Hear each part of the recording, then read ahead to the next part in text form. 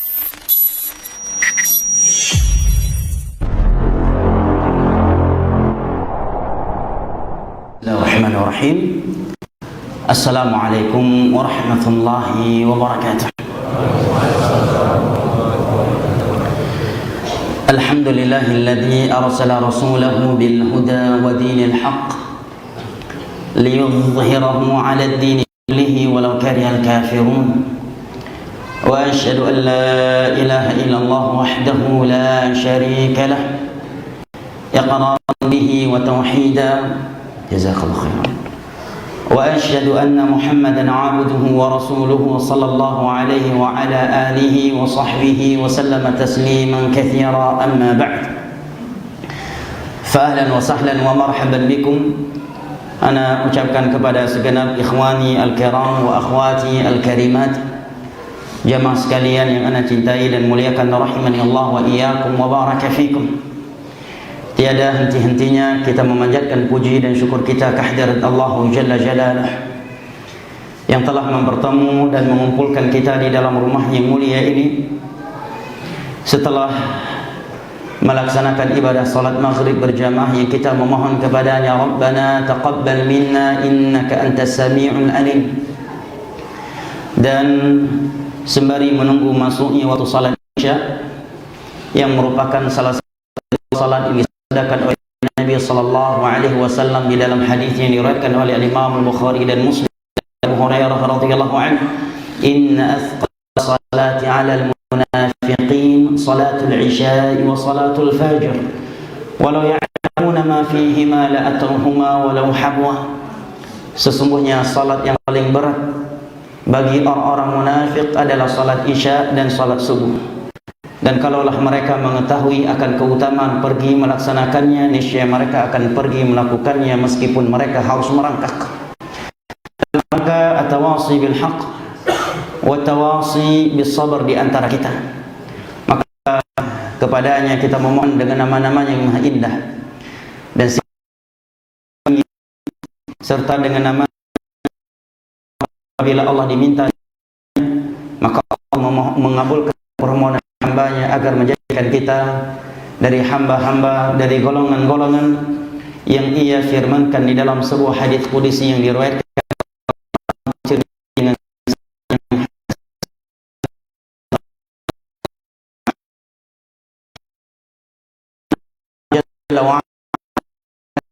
mahabbah lil mutahabbina fiyya wal mutajalisina fiyya wal mutazawirina fiyya wal mutabazilina fiyya.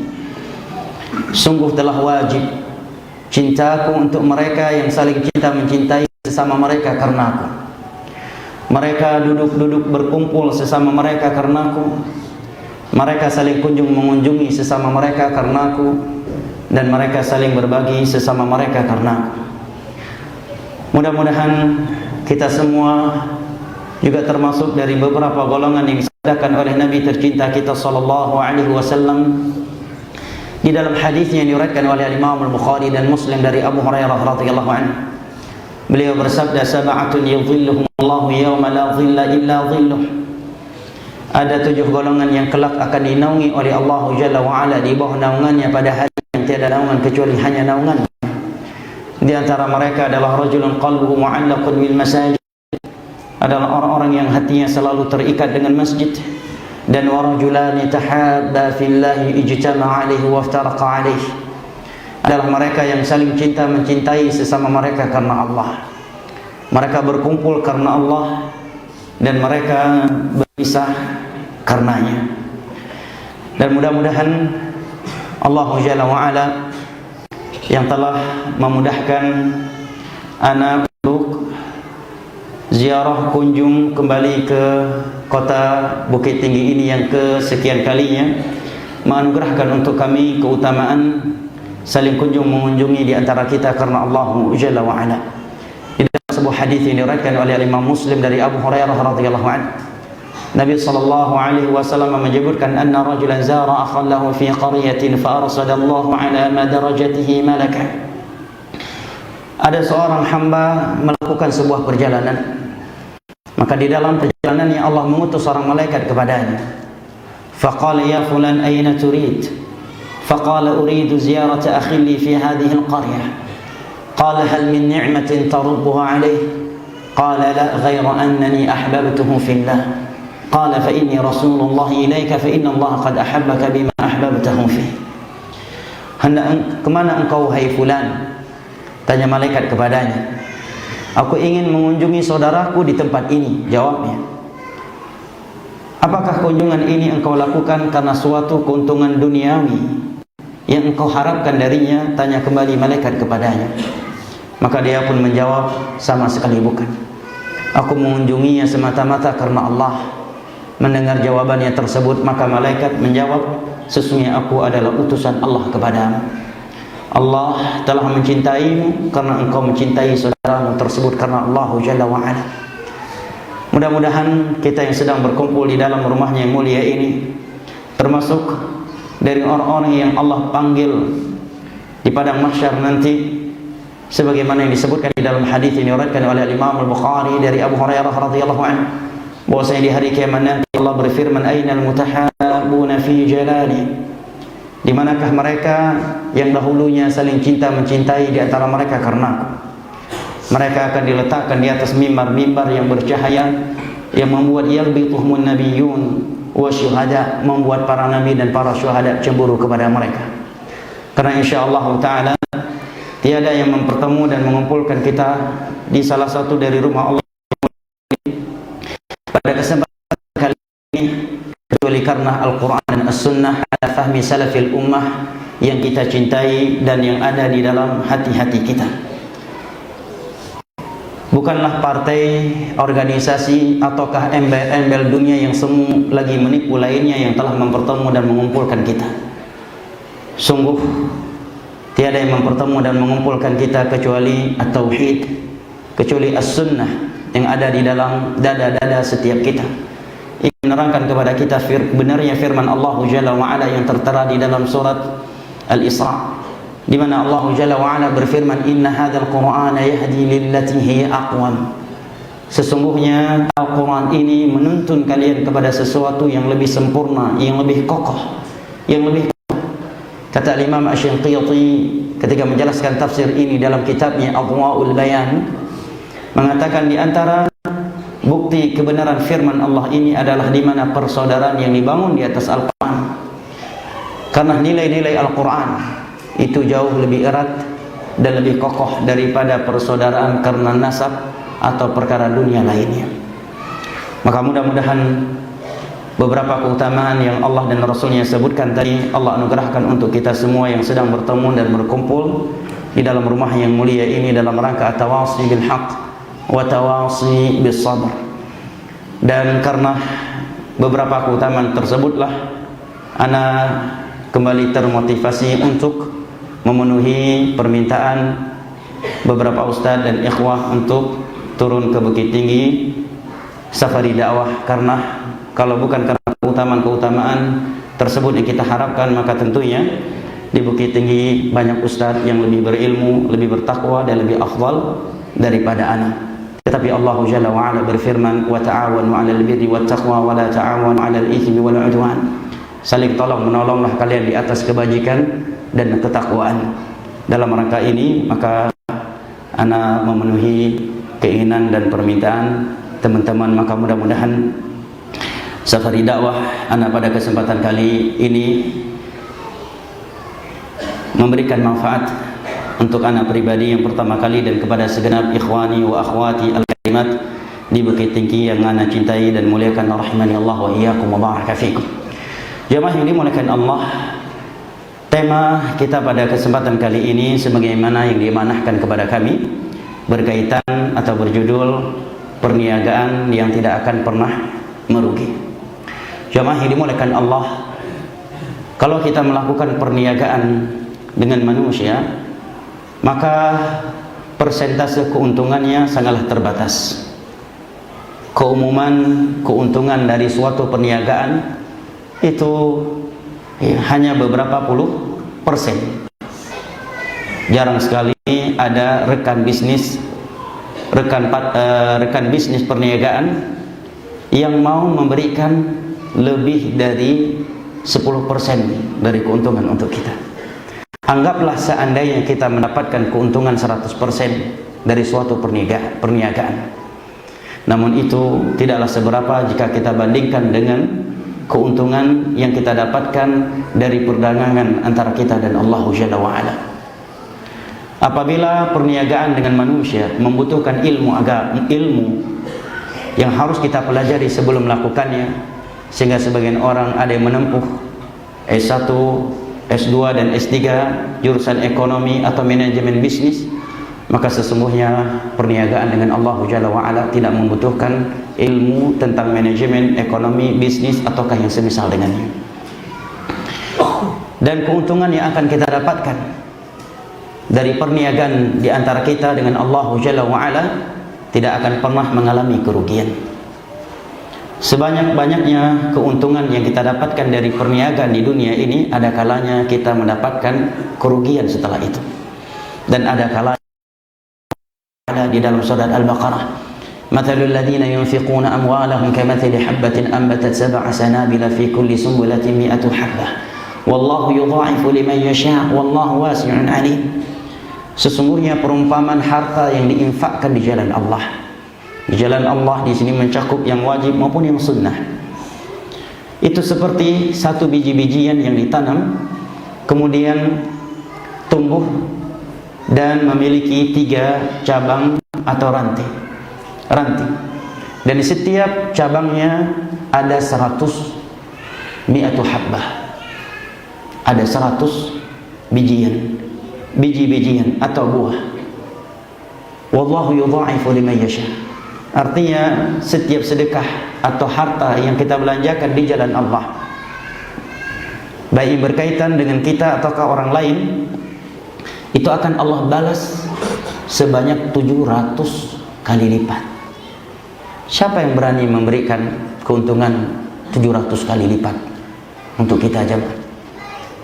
Nah, antum orang Padang nih, ahlinya dagang di Indonesia nih, ya. Perdagangan, persen keuntungan paling besar dalam dunia dagang berapa persen? Hah?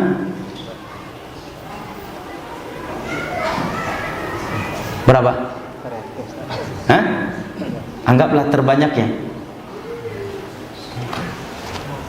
Hah?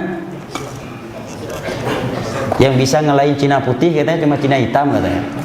Padang katanya. Cina aja bisa kalah dagang orang Padang. Saking jago ya orang Padang ya. Dan Masya Allah ya. Memang dari dulu kaum muslimin itu rata-rata kaya dengan perdagangan. Bahkan di dalam sebuah hadis yang disahihkan oleh Syekh Al-Albani, 2/3 rezeki umat ini dari perniagaan dan perdagangan. Nah, kalau ada PNS banyak uang dan nggak punya warisan, nggak punya bisnis juga, nah ini perlu dilaporkan ke KPK ini.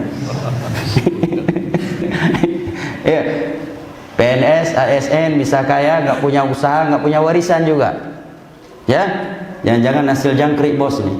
Nah, berapa persen keuntungan paling besar dalam dunia perdagangan? 100% ya, itu udah paling besar ya, 100%. Allah menawarkan 700 kali lipat. Anda kasih modal 1 juta, Allah balas 700 juta. Nah, subhanallah. Wallahu yudha'ifu liman yasha. Bahkan Allah bisa melipat gandakannya lebih dari Allah bagi siapa saja yang Allah kehendaki. Dan Allah Maha Luas lagi Maha Mengetahui. Maka di dalam sebuah hadis yang diriwayatkan oleh Imam Tirmidzi dari Abu Hurairah radhiyallahu anhu,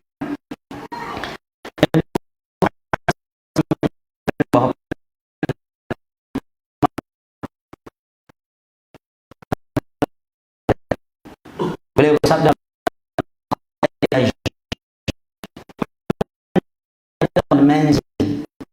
ala Allah aliyah, ala inna sil'atallahi al jannah.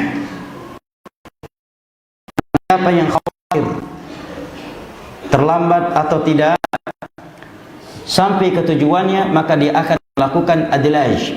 perjalanan di bahasa dan barang siapa melakukan perjalanan di malam hari akan lebih duluan tiba di tujuannya ketimbang orang yang melakukannya di siang hari. Dan secara umum memang perjalanan di malam lebih cepat.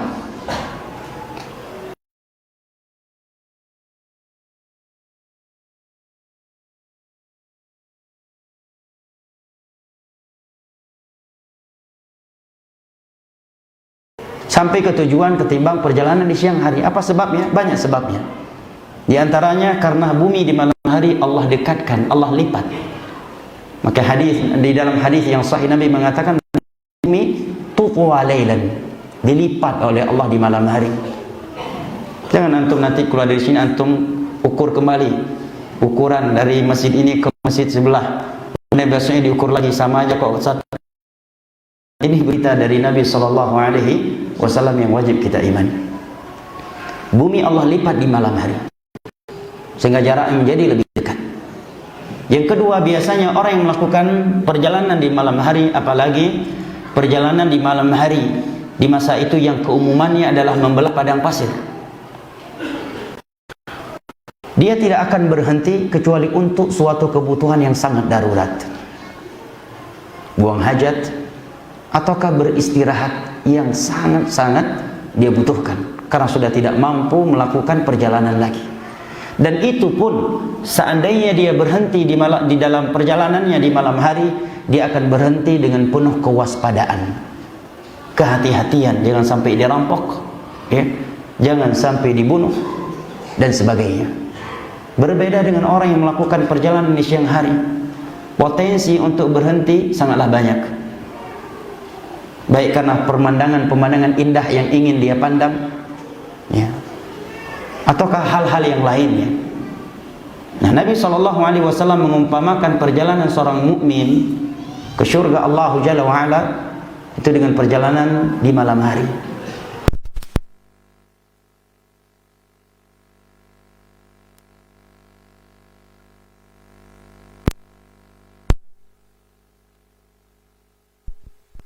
Itu Nabi mengatakan, barang siapa yang melakukan perjalanan di malam hari, dia akan sampai ke tujuannya. Kemudian Nabi mengatakan, ala inna sil'atallahi al-jannah, ala inna sil'atallahi al-ghaliyah, ketahuilah oleh kalian sesungguhnya perniagaan Allah itu amat mahal harganya. Ala inna sil'atallahi al-jannah, dan ketahuilah oleh kalian sesungguhnya perniagaan Allah itu adalah surganya.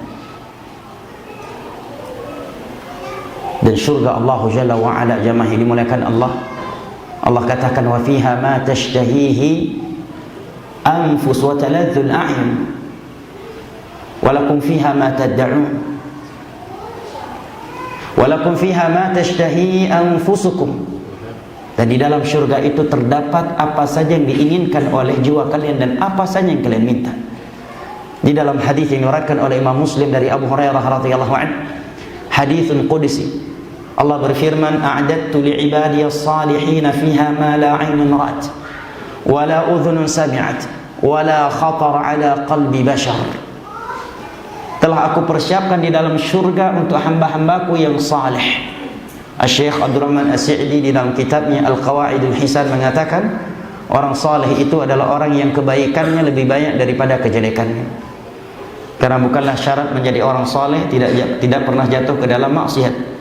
Karena maksiat merupakan sifatnya anak Adam. Nabi SAW bersabda, kullu bani Adam khata' wa khairul khata'ina tawwabun. Seluruh anak Adam itu banyak maksiatnya, dan sebaik-baik anak Adam yang banyak maksiatnya adalah yang banyak dosanya. Ini jawaban apabila seseorang bertanya, apalagi sebagian wanita bertanya, Ustaz, kenapa suami saya suka sekali jatuh ke dalam maksiat? Jawabannya, karena suami Anda bukan keturunan malaikat. Tetapi karena dia keturunan anak Adam. Kullu bani Adam khata' wa khairul khata'ina tawwabun. Nah, definisi orang saleh kata Syekh Abdurrahman As-Sa'di dalam kitabnya Al-Qawaidul Lisan adalah mereka yang kebaikannya lebih banyak daripada kejelekan. Nah, Allah mengatakan, aku telah persiapkan di dalam surga untuk hamba-hambaku yang saleh nikmat-nikmat yang belum pernah terlihat oleh mata mereka. Seindah-indahnya nikmat yang pernah terlihat oleh mata kita di dunia ini, maka yakinlah bahwa nikmat yang ada di dalam syurga jauh lebih indah dan jauh lebih sempurna. Wala udhunun sami'at, belum pernah terdengar oleh telinga mereka. Wala khatara ala qalbi bashar, dan belum pernah terbesit di dalam hati mereka.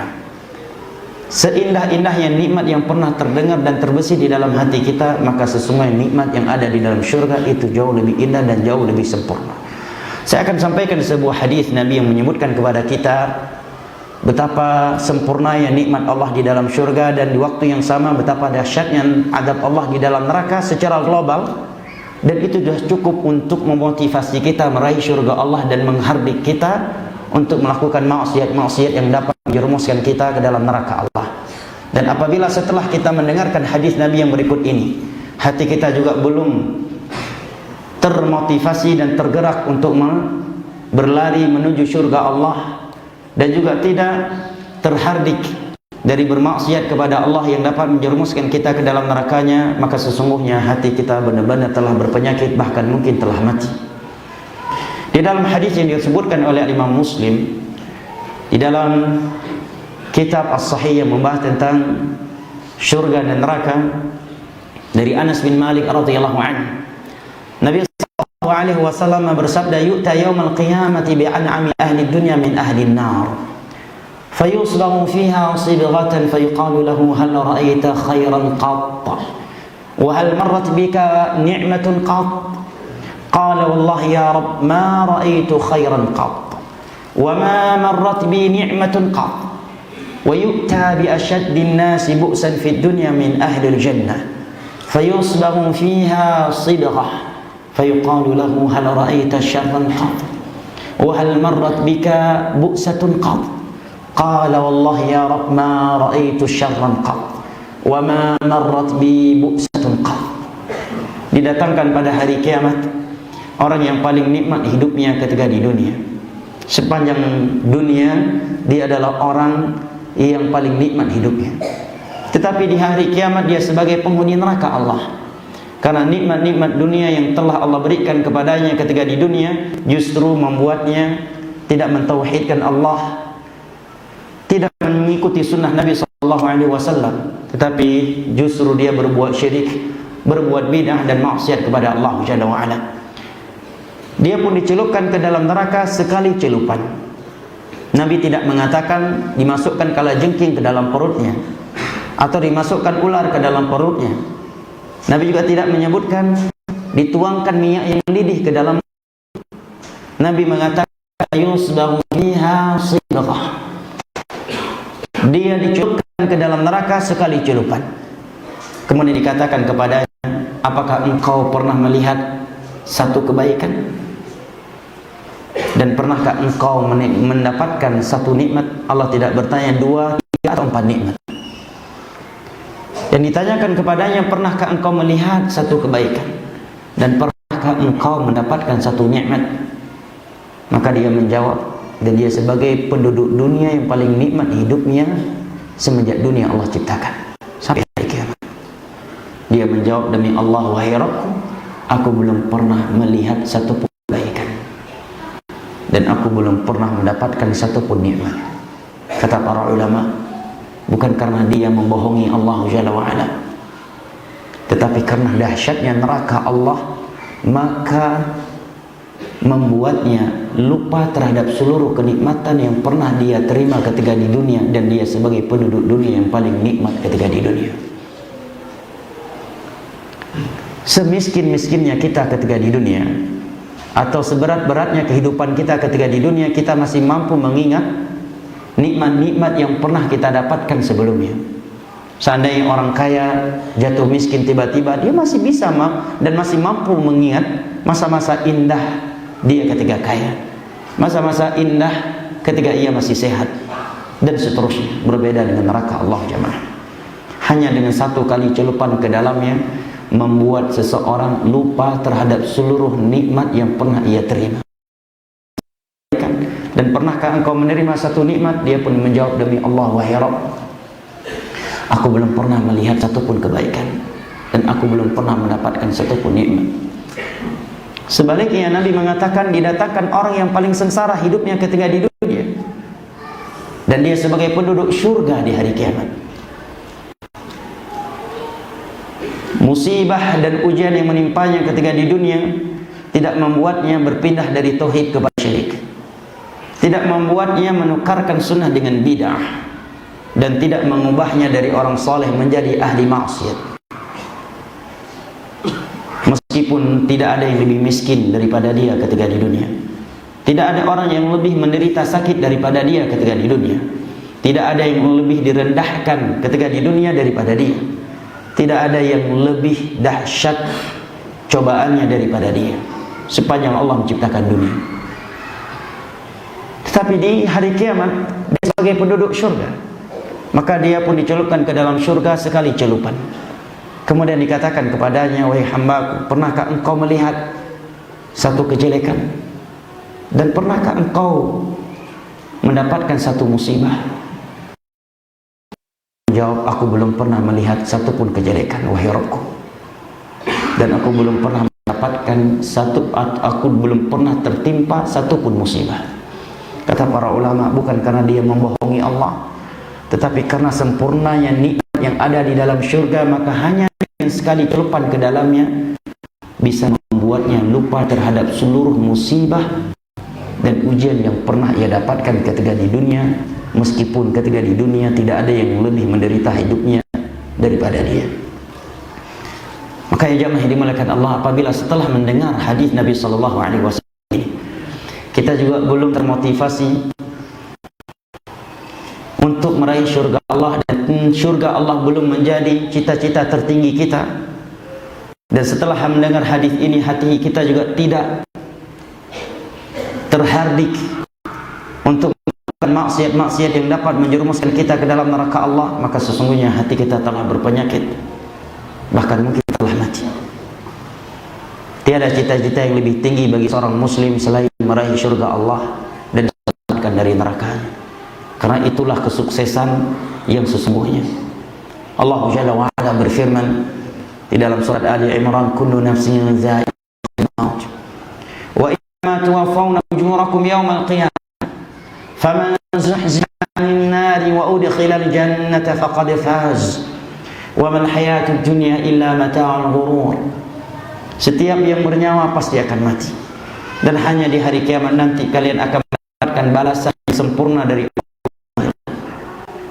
Barang siapa yang dari neraka dia dimasukkan ke dalam surga, maka dialah orang yang telah beruntung, dialah orang yang telah sukses.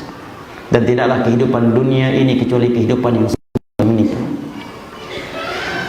Kalimat surga tidaklah terdengar oleh para sahabat Nabi sallallahu alaihi wasallam kecuali menghilangkan kelelahan, keletihan. Bahkan seketika itu penyiksaan yang dilakukan oleh kaum musyrikin kepada mereka seakan tidak terasa di tubuh mereka. Sebagai contoh, di dalam Islam kita mengetahui bahwa di fase Mekah sebagian sahabat Nabi, khususnya dari kalangan orang miskin dan budak sahaya, mereka ditindas, disiksa, bahkan ada yang dimutilasi oleh kaum musyrikin. Di antara mereka adalah Ammar, ayah beliau yang bernama Yasir, dan ibunya yang bernama Sumayyah. Mereka ditangkap dan diikat di pohon kurma oleh kaum musyrikin. Mereka menyiksa satu keluarga ini sehingga mereka berlumuran darah. Suatu ketika Nabi SAW lewat dan melihat mereka dalam keadaan terikat di pohon kurma, dalam keadaan disiksa. Nabi SAW hanya bisa mengatakan, sabran ala Yasir fa inna maw'idakumul jannah. Sabarlah kalian wahai keluarga Yasir, sesungguhnya surga adalah janji Allah untuk kalian. Begitu kalimat surga terdengar di telinga mereka, maka seketika itu penyiksaan yang diberikan kepada mereka seakan tidak terasa oleh mereka. Maka Yasir bertahan untuk tidak mengucapkan kalimat-kalimat kufur yang dipaksakan kepadanya sampai beliau meninggal dunia dalam keadaan dimutilasi. Seketika itu Sumayyah mempertahankan keimanannya dan enggan mengucapkan kalimat kufur yang dipaksakan kepadanya, sehingga Abu Jahal datang membawa pelepah kurma dan menancapnya di kemaluan beliau. di mahkotanya. Bayangkan seorang wanita meninggal dunia dalam keadaan pelepah kurma ditancap atau tertancap di mahkotanya, sehingga beliau menjadi wanita yang pertama kali mati syahid di medan dakwah dan di fase Mekah. Kalimat syurga terdengar di telinga mereka, maka seketika itu kelelahan, keletihan, bahkan penyiksaan yang sedang diberikan kepada mereka seakan tidak terasa oleh mereka. Begitu Nabi yang melihat mereka sedang berlumuran darah, dalam keadaan disiksa, mengatakan, "Sabran ala Yasir fa inna mau'idakumul jannah."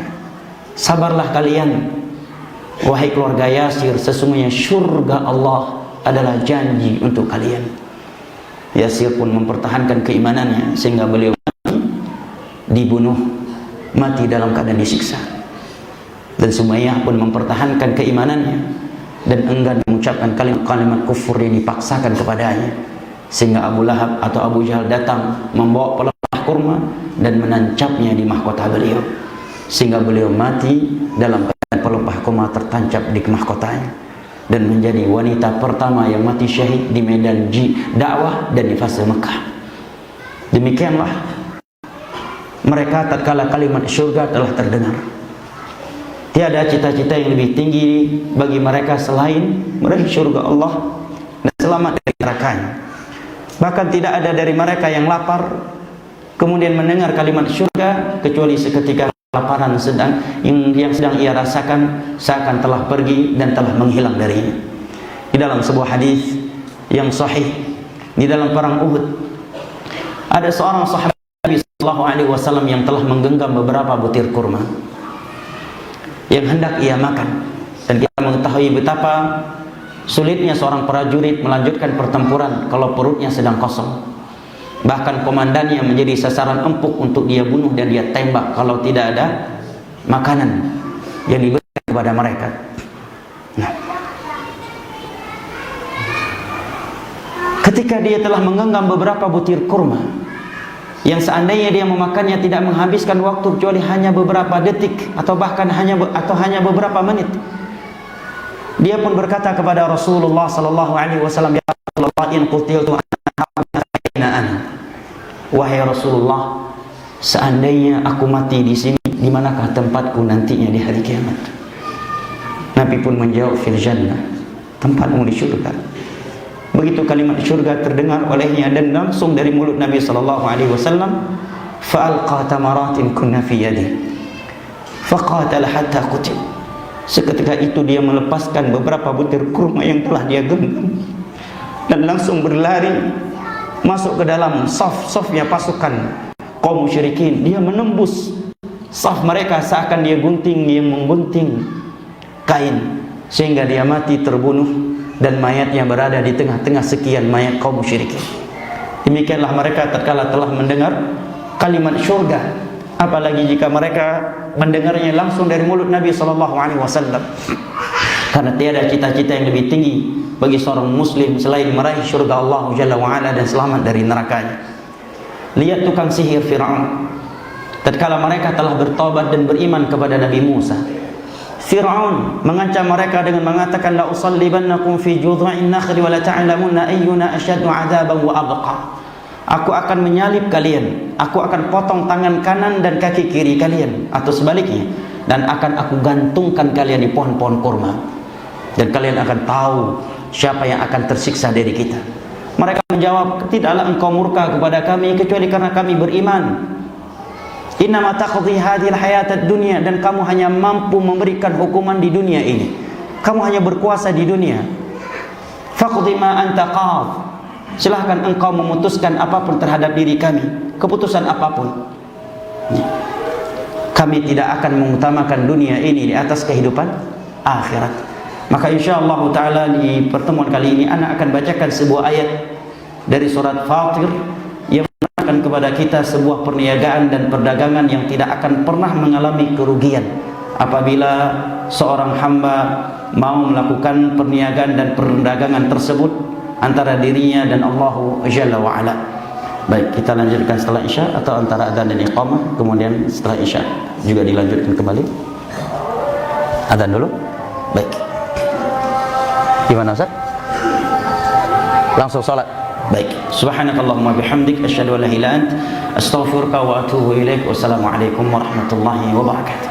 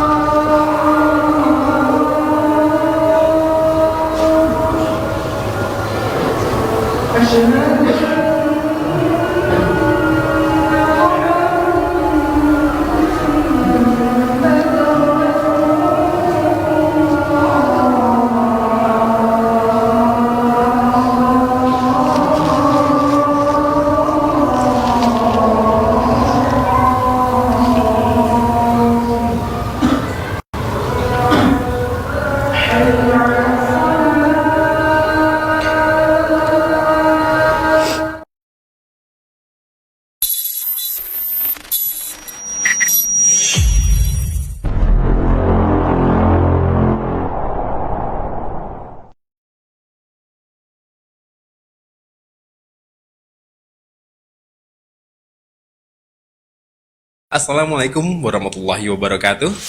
Alhamdulillah telah tersedia RBT Ustadz Maududi Abdullah Hafizahullah. Allah hanya undur saudaraku. Allah hanya undur maksiat Anda. Untuk mengaktifkan RBT ini, caranya mudah. Bagi pengguna Telkomsel, ketik Maududi 07, kirim ke 1212 untuk RBT azab yang diundur. Dan ketik Maududi 08, kirim ke 1212 untuk RBT berhentilah dari riba. Bagi pengguna Excel, ketik Maududi 07, kirim ke 1818 untuk RBT azab yang diundur. Dan ketik Maududi 08, kirim ke 1818 untuk RBT berhentilah dari riba. Dan bagi pengguna Indosat, ketik MG spasi Maududi 07, kirim ke 808 untuk RBT azab yang diundur. Dan ketik MG spasi Maududi 08, kirim ke 808 untuk RBT berhentilah dari riba. Dengan mengaktifkan RBT ini, Anda telah turut serta membantu operasional dakwah Asyil TV. Jazakumullah khairan.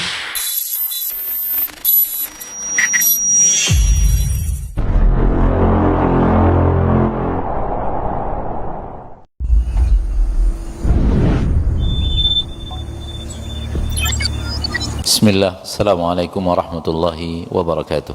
Waalaikumsalam warahmatullahi wabarakatuh. Alhamdulillah, wassalatu wassalamu ala rasulillah wa ala alihi wa sahbihi wa man bihudahu tada. Allahumma salli wa sallim wa barik wa an'im ala abdika wa rasulika Muhammad wa ala alihi wa ashabihi ajma'in wa ba'd. Pertama sekali kita ucapkan jazakumullahu khairan kepada Ustadz kita Habib Al-Ustadz Al-Ghali Syafiq Riza Basalamah yang telah memberikan waktu beliau yang sangat penuh dengan jadwal untuk bisa diberikan sebahagiannya di Markas Sunnah Nusantara Al-Hijrah Kota Pekanbaru. Kita tahu beliau sangat padat acaranya, tapi alhamdulillah beliau menyiapkan waktu untuk kita di pagi hari yang berbahagia. Jazakumullahu khairan. Dan kita ucapkan kepada beliau dan kepada seluruh kaum muslimin yang hadir, ahlan wa sahlan di Markas Sunnah Nusantara Al-Hijrah. Markas Sunnah Nusantara Al-Hijrah berdiri di atas tanah dan semua itu wakaf kaum muslimin.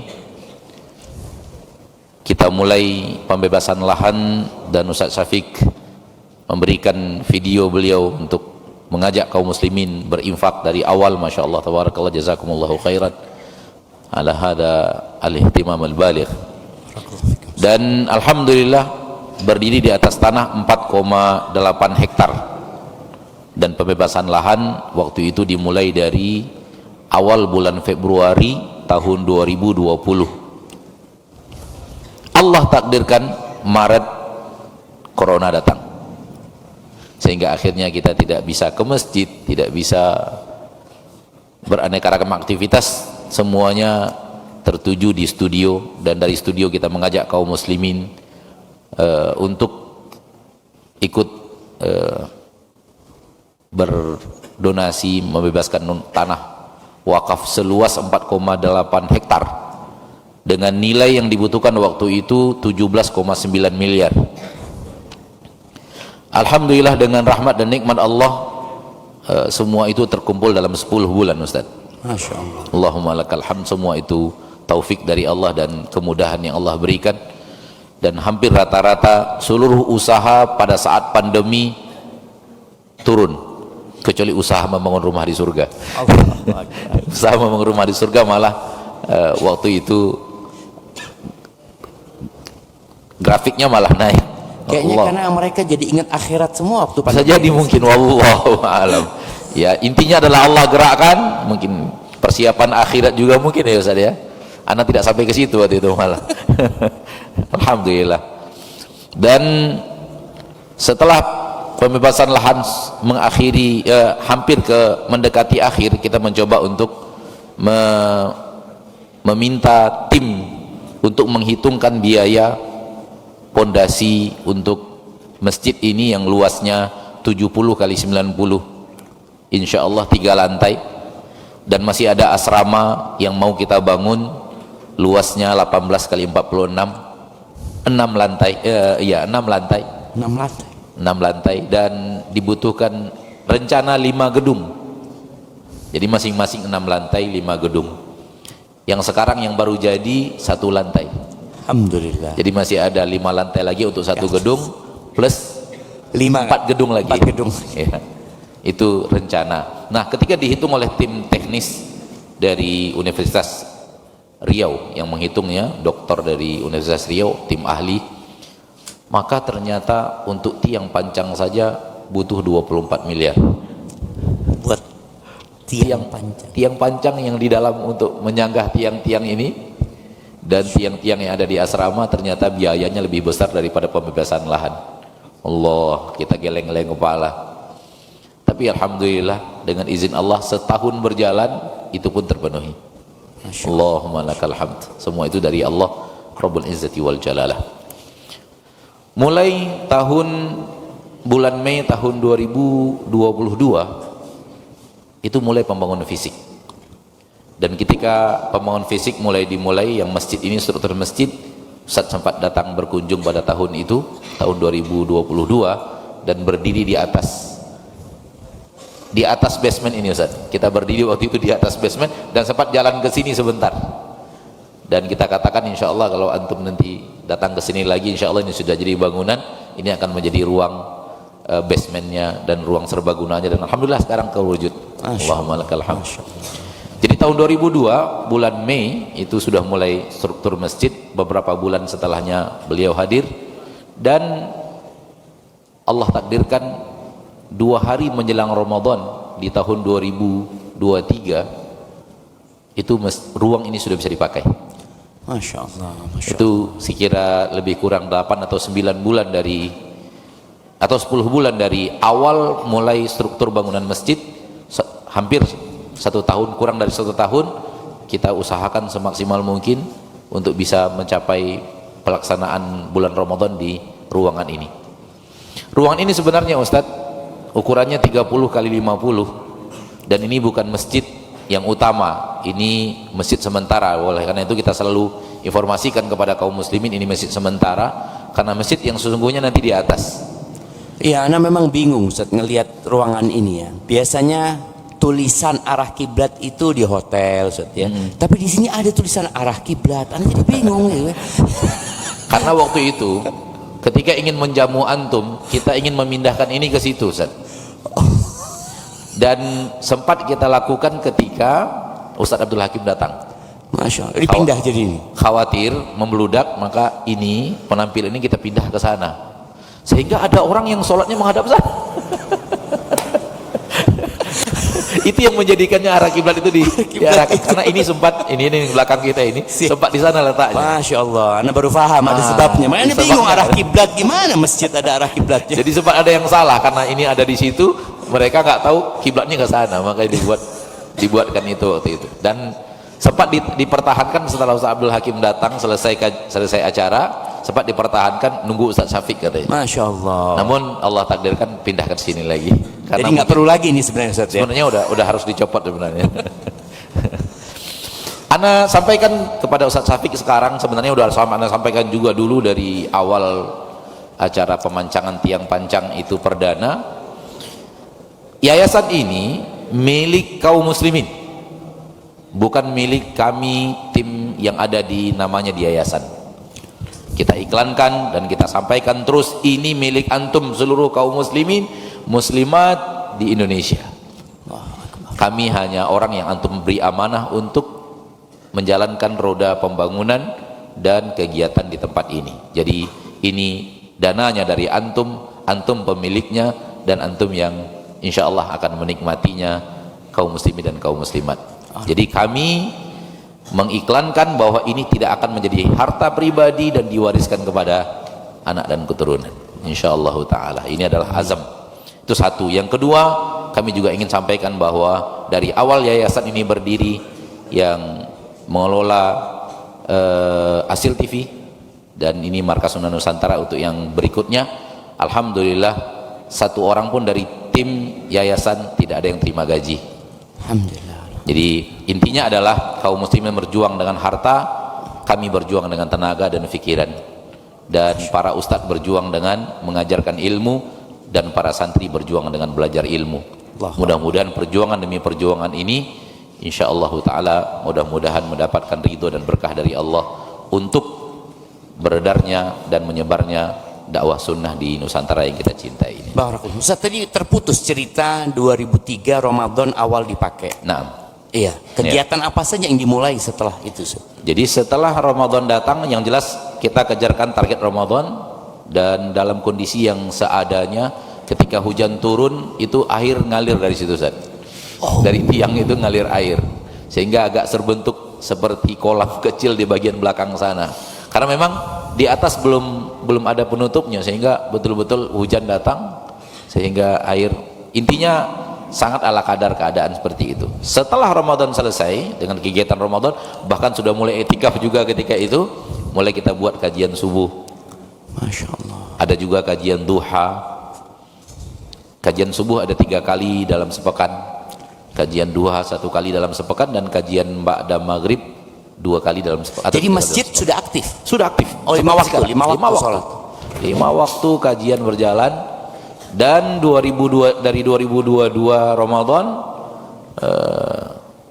kemudian 1 Oktober Ramadan kita itu kalau tidak salah April ya, April atau Maret atau April, pertengahan Maret kalau tidak salah. Itu awal Oktober santri masuk.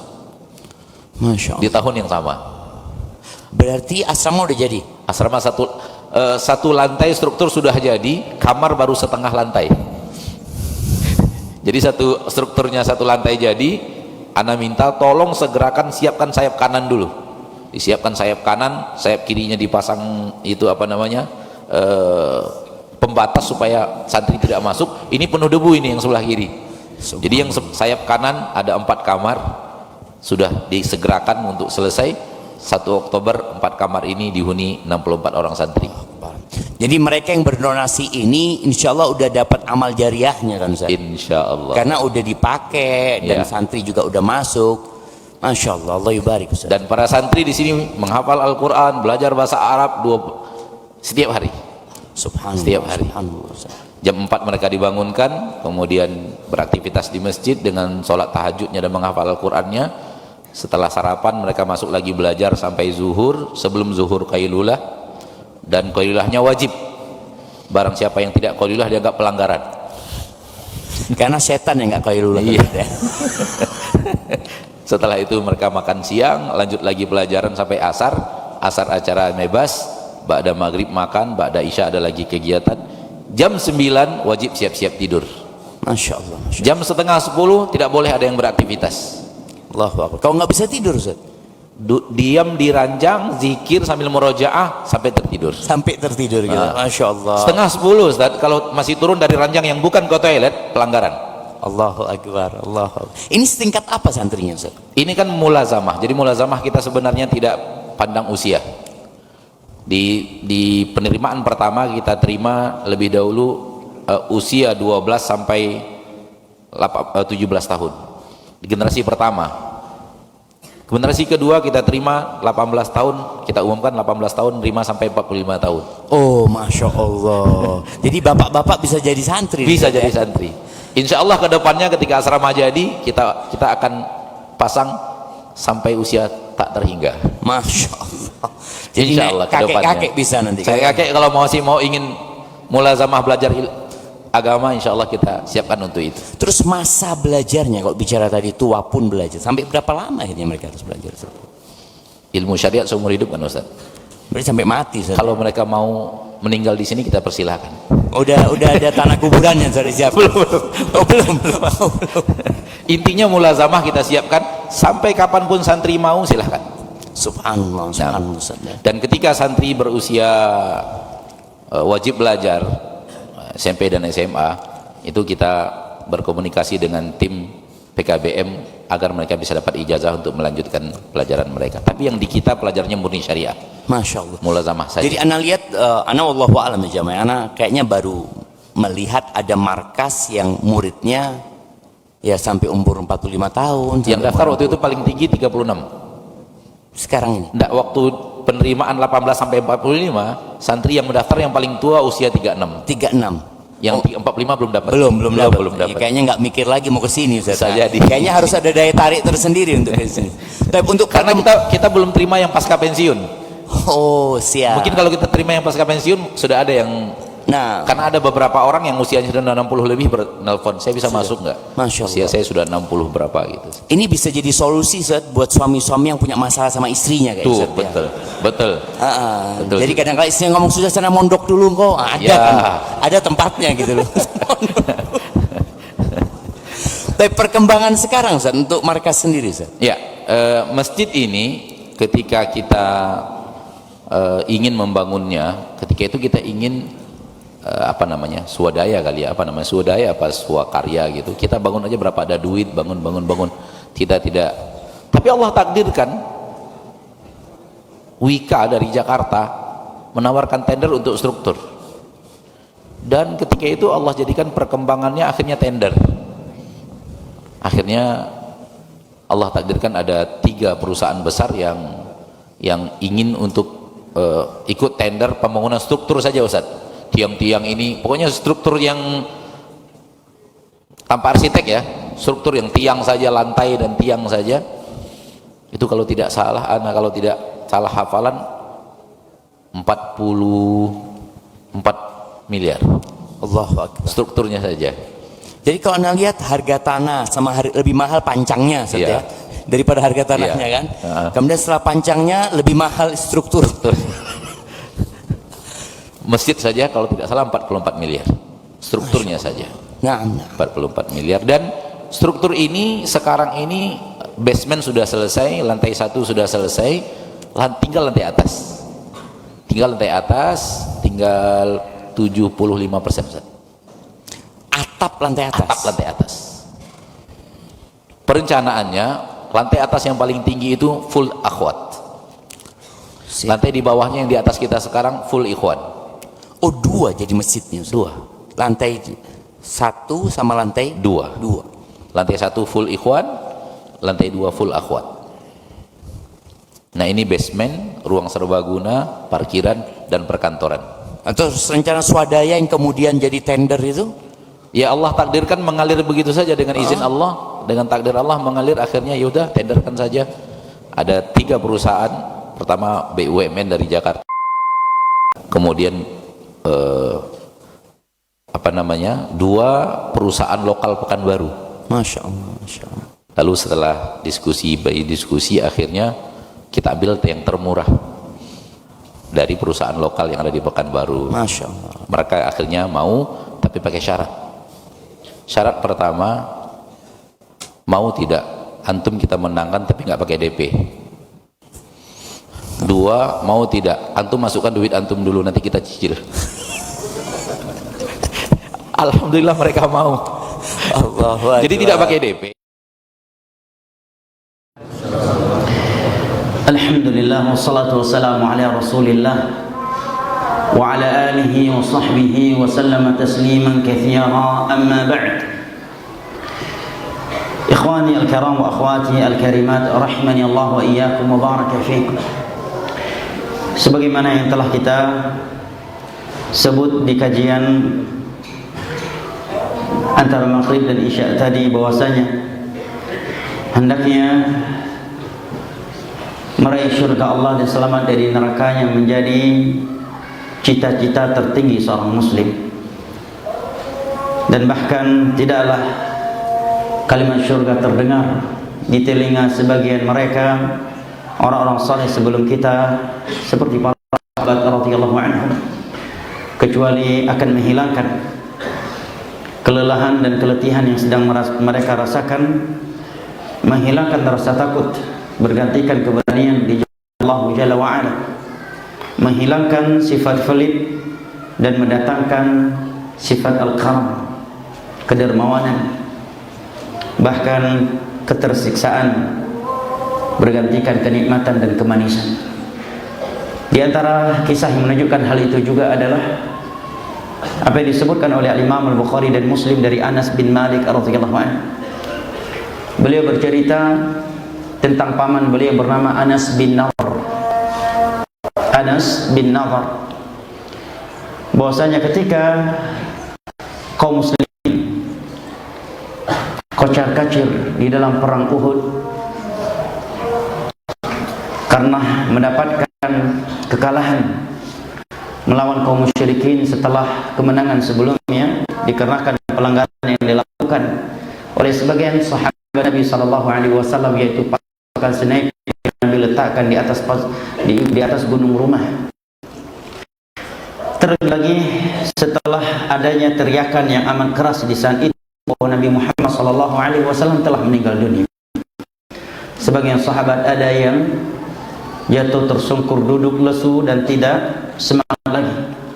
Sebagian mereka langsung down. Maka di antara sahabat yang masih tetap teguh dan bersabar itu adalah seorang sahabat Nabi yang bernama Anas bin Nadhr. Meskipun telah dikepung oleh pasukan Khalid bin Walid, ia berkata kepada Sa'ad bin Mu'adz saat itu, yang lantas Sa'ad bin Mu'adz menceritakan hal itu kepada Nabi SAW. Anas bin Nadhr radhiyallahu anhu berkata kepada Sa'ad bin Mu'adz, "Wahai Sa'ad bin Mu'adz, inni wajadtu rihal jannah duna Uhud." Wahai Sa'ad bin Mu'adz, aku mencium bau syurga di dalam perang Uhud ini. Semestinya demikian jamaah dimulakan Allah.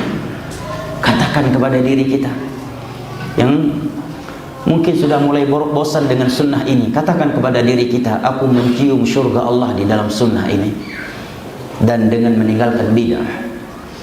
Aku mencium syurga Allah di dalam tauhid dan menjauhi syirik. Aku mencium syurga Allah di dalam salat tahajud. Aku mencium syurga Allah di dalam sedekah. Aku mencium bau syurga di dalam perang Uhud ini, wahai Sa'ad bin Mu'adz. Maka beliau pun bertahan sehingga beliau dikepung dan dibanti oleh pasukan Khalid bin Walid. Nasihatnya, wahai Rasulullah, ucap Sa'ad bin Mu'adz. Sehingga ketika mayat Anas bin Nadhr radhiyallahu anhu didapati oleh para sahabat Nabi, la ya'rifu ahadun illa ukhtuhu bi bananih. Tidak ada seorang pun dari sahabat Nabi yang mengenal beliau bahwa ini adalah mayat Anas bin Nadhr, karena ada bid'an wa thamanina jaldah, terdapat lebih dari 80 tusukan tombak, pedang, anak panah ataukah benda lainnya di tubuh beliau, sehingga badan beliau hancur sehancur-hancurnya. Tidak ada satupun yang mengenal mayat beliau adalah mayatnya Anas bin Nadhr kecuali saudari kandung beliau, karena tanda khusus beliau yang ada di jari jemarinya. Lihatnya, tatkala kalimat surga terdengar oleh mereka, maka rasa takut bergantikan keberanian. Seyogyanya demikian seorang mukmin, seorang muslimah. Maka berikut ini ada sebuah ayat di dalam surat Fatir, ayat ke-29 dan 30 yang menerangkan kepada kita perniagaan yang apabila kita melakukannya dengan Allah Jalla wa Ala, maka perniagaan tersebut tidak akan pernah mengalami kerugian, tidak akan pernah rusak. Allah berfirman, Innal ladzina yatluna kitaballahi wa aqamus salata wa anfaqu mimma razaqnahum sirran wa alaniyah yarjuna tijaratan lan tabur liwafiyahum ujurahum wa yazidahum min fadlihi innahu ghafurun syakur. Sesungguhnya mereka yang melakukan tilawah terhadap kitab Allah. Tilawah itu adalah membaca Al-Quran dengan bacaan yang benar. Ya. Kayak di dalam ayat yang lain Allah mengatakan, walladzina atainahumul kitaba wa yatlunahu haqqa tilawatihi ulaika yu'minuna bih. Dan mereka yang telah kami berikan Alkitab dan membacanya sebenar-benar bacaan, mereka adalah orang-orang yang beriman kepadanya. Merupakan ciri khas seorang mukmin adalah membaca Al-Quran dengan bacaan yang benar. Membaca Al-Quran dengan bacaan yang benar hukumnya wajib, meskipun seseorang tidak menghafal istilah-istilah tajwid. Karena Allah Jalla wa Ala berfirman, warattilil Qur'ana tartila. Tartilkanlah oleh kalian, tartila, Allah tegaskan lagi sebagai taukid. Tartilkanlah oleh kalian Al-Quran. Tartil adalah membaca Al-Quran dengan panjang pendek, tebal tipis, dan harokat yang benar, makhraj yang benar.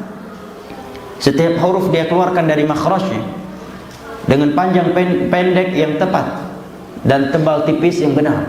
Ini namanya tartil. Dan itu hukumnya wajib. Meskipun dia tidak memahami istilah-istilah tajwidnya.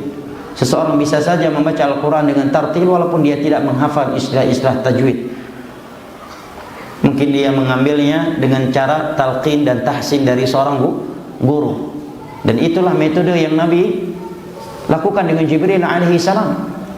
Fa idza qara'nahu fattabi' qur'anah. Apabila kami telah selesai membacanya, itu Jibril, maka ulangilah apa yang dibacakan kepadamu. La ta'jal bil Qur'ani min qabli an yuqdha ilaika wahyu. Sebelumnya Nabi SAW saking semangatnya mengulangi ayat yang dibacakan kepadanya oleh Jibril alaihissalam, terkadang Jibril belum selesai membacanya, beliau sudah membacanya. Maka Allah tegur, janganlah engkau tergesa-gesa membacanya sebelum wahyu itu selesai disampaikan kepadamu. Kemudian Allah berfirman dalam surat Al-Qiyamah, fa idza qara'nahu fattabi' qur'ana. Apabila kami telah selesai membacanya Jibril alaihissalam, maka bacalah olehnya. Dan itu sebaik-baik metode menghafal Al-Quran. Bagi yang ingin menghafal Al-Quran, tidak perlu satu hari penuh ikut daurah yang membahas tata cara menghafal Al-Quran. Tidak perlu membaca buku yang sangat tebal terkait bagaimana cara menghafal Al-Quran. Tidak ada metode yang lebih bagus untuk menghafal Al-Quran daripada metode yang dilakukan oleh Jibril dengan Nabi kita sallallahu alaihi wasallam. Dan itu juga yang beliau lakukan kepada para sahabatnya.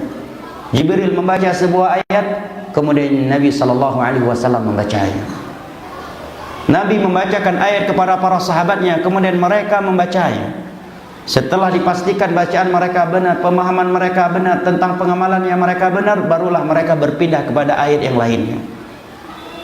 Nah, makanya seorang ibu atau seorang ayah di rumah sebenarnya insya Allah dia bisa mencetak hafidh Al-Quran, mencetak anaknya, walaupun dia belum hafal Al-Quran, selama bacaannya bagus. Misalkan dia mulai dari surah juz 30, setiap hari dia meminta anaknya untuk menghafal satu baris, maka dia mentalkinkannya. Dia udah bagus bacaannya misalkan, sambil membaca, sambil melihat dia membaca amma yatasaalun, kemudian dia meminta anaknya untuk mengulang-ulanginya puluhan kali sampai dia menghafalnya. Setelah itu dia membaca lagi anin naba'il azim, dia minta anaknya untuk mengulang-ulanginya kembali sampai dia lihat dan dia pastikan bacaan anak yang sudah benar, panjang pendeknya, tebal tipisnya, makhrajul hurufnya. Kemudian berpindah kepada ayat berikutnya, dan dia minta anaknya untuk mengulang-ulangi sekian puluh kali, 100 kali atau puluhan kali sambil membaca, sambil melihat. Karena hafalan itu ibarah an tikrar, ma takarrara taqarrar. Sesuatu yang berulang kali pasti akan menancap. Nah, besok satu ayat lagi, besok satu baris lagi. Sebulan sudah 30 baris. Satu halaman rata-rata berapa baris? 15 baris. Berarti satu bulan dapat satu lembar. Nah, 12 bulan udah dapat 12 juz. Nah, namun kita kalau dalam ilmu agama, untuk ilmu agama kurang kreatif. Kalau untuk ilmu dunia luar biasa kreativitas yang dimiliki oleh sebagian orang. Banyak jalan menuju Roma katanya. Ya. Allahul musta'an, walaupun jalannya buntu tetap dibuka, ya, dan tidak menjadi buntu lagi kalau untuk ilmu dunia. Allah Jalla wa Ala memerintahkan kita membaca Al-Quran dengan tartil. Maka jangan sampai kita seorang muslim, seorang muslimah belum benar bacaannya. Apalagi anda yang mengaku pengikut sunnah Nabi, mengaku pengikut salaf, sementara bacaan Al-Qurannya orang yang tidak kesurupan jadi ikut kesurupan gara-gara bacaannya. Orang yang nggak sakit gigi jadi sakit gigi gara-gara bacaannya. Ya, yang ini baca waladolin, yang satu lagi yang ngapak masih ngapak ngalamin, ya, yang satu lagi masih izaza aznasrullah, ngaji udah puluhan tahun, jenggot tebal, dia ikhwan kibar, ya, ikhwan senior, baca Al-Quran masih berlepotan, bukan karena nggak ada guru yang mengajarkannya, bukan juga karena nggak ada waktu, tetapi gengsi dan sifat malu yang masih dia pertahankan. Maka Mujahid mengatakan la yanalul ilm mustahin wala mustakbir. Ada dua golongan manusia yang tidak akan pernah mendapatkan ilmu, walaupun dia menantunya ustadz, menantunya ulama, walaupun dia mertuanya ulama, walaupun dia lahir di samping Masjidil Haram. Nah, yang pertama orang yang malu-malu, mau belajar Iqra malu ketahuan sama menantunya, belum bisa Iqra rupanya, belum tamat Iqra. Mau belajar Iqra malu sama calon mertuanya yang satu halaqah di Iqra itu, tahuan sama beliau udah Iqra anak mana masih 4 ini, bisa-bisa anaknya nggak jadi dinikahkan sama anak nanti. Ya, pertahankan. Bahkan sebagian orang udah jadi ustadz, bacaannya masih kacau balau. Suara memang anugerah dari Allah, mudi apapun tetap suaranya, kalau memang suaranya seperti suara bambu yang dibelah, tetap aja seperti itu, ya kan? Tetapi bacaan yang bagus itu bisa diupayakan. Bacaan kalau panjang pendek dan makhrajnya benar tetap enak didengar, walaupun suaranya pas-pasan, tetap kita akan khusyuk di belakangnya. Kalau dia jadi imam, walaupun suaranya pas-pasan. Tetapi sebaliknya, seindah apapun bacaan suara seseorang, walaupun dia ahli di dalam memainkan irama. Kalau panjang pendeknya, tebal tipisnya tidak tepat kita di belakang, apalagi yang hafal Al-Quran, sangat terganggu salatnya dibuat oleh orang itu. Sangat terganggu salat kita karena imam tersebut. Ya jamaah, kita nggak boleh menyepelekan Al-Quran. Nabi SAW telah curhat kepada Allah tentang sebagian orang yang meninggalkan Al-Quran. Wa qala ar-rasul ya Rabbi inna qaumi ittakhadhu hadzal Qur'ana mahjura. Ya Allah, kaumku telah menjadikan Al-Quran ini mahjur, sesuatu yang ditinggalkan. Meninggalkan Al-Quran ada 5 maknanya, kata Imam Ibnu Qayyim dalam kitabnya Al-Fawaid. Yang pertama, meninggalkan Al-Quran dengan tidak membacanya.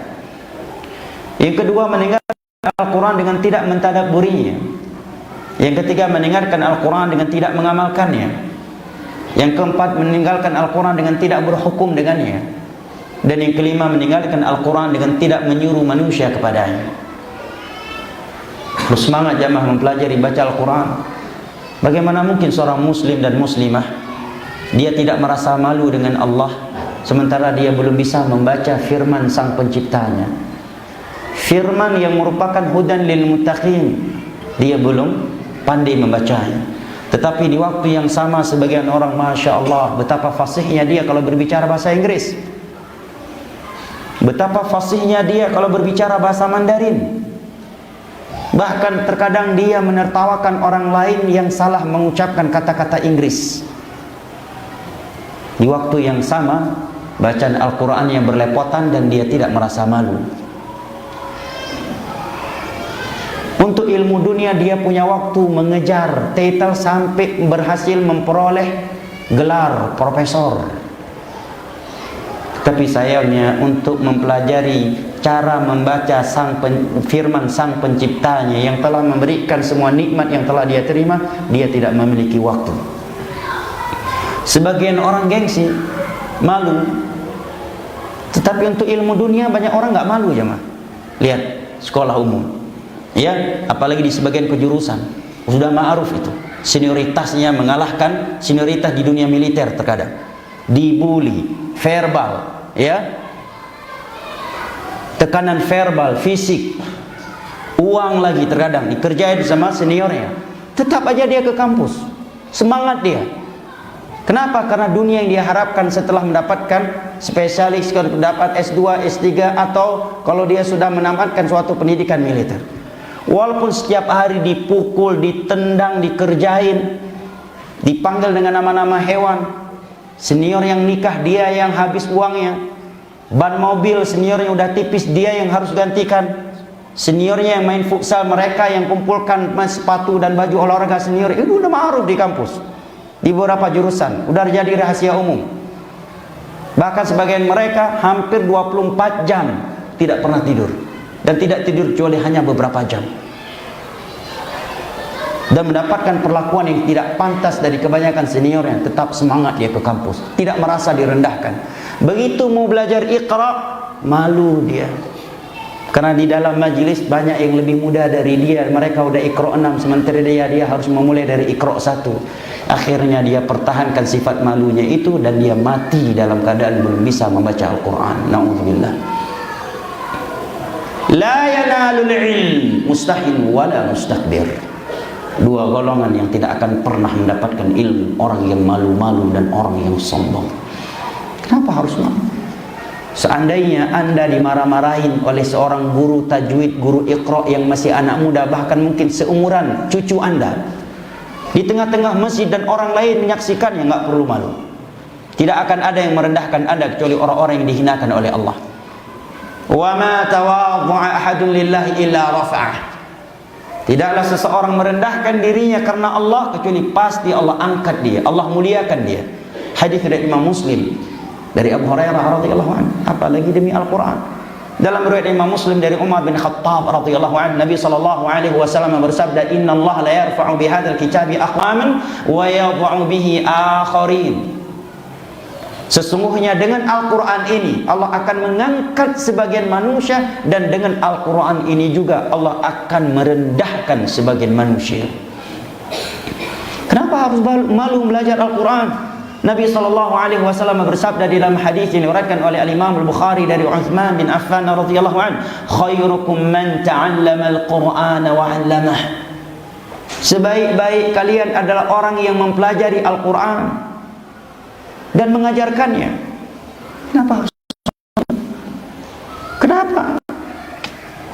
Sebagian kita tidak malu merendahkan dirinya demi ilmu dunia,